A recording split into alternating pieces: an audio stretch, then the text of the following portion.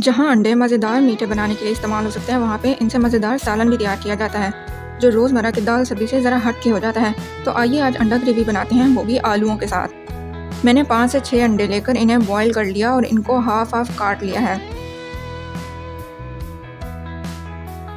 अब मैं एक पैन में थोड़ा सा ऑयल डाल रही हूँ और इसमें 1/4 चम्मच हल्दी, आधा चम्मच हरी मिर्च और नमक डाल लिया और फिर मैंने इसमें एहतियात से अंडे डालकर इनको फ्राई कर लिया है।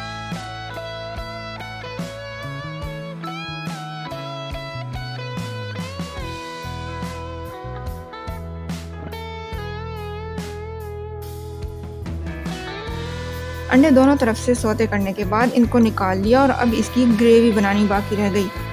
ग्रेवी बनाने के लिए इसमें थोड़ा सा ऑयल मज़ीद डालकर बारीक कटे प्याज और लहसुन अदरक का पेस्ट डाल दिया और भून लिया और फिर इसमें मज़ीद मसाले और टमाटर ऐड कर दिए।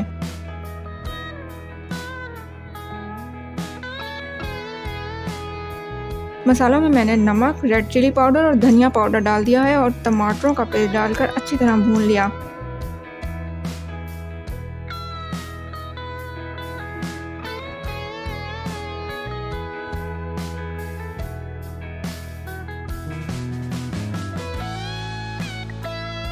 ऑयल ऊपर नज़र आने लगा तो इसमें मैंने आलू डाल दिए। 2 से 3 आलू डालकर थोड़ी देर के लिए भून लिया और फिर इसे कवर करके गलने के लिए छोड़ दिया। थोड़ी देर में जब आलू गल गए तो मैंने इसमें थोड़ा सा पानी डाल दिया। अब चाहें तो पानी डाले बगैर भी बना सकते हैं। पानी डालने के बाद इसमें फ्राई किए हुए बॉयल्ड एग्स डाल दिए और फिर से कवर करके हल्की आंच पर रख दिया।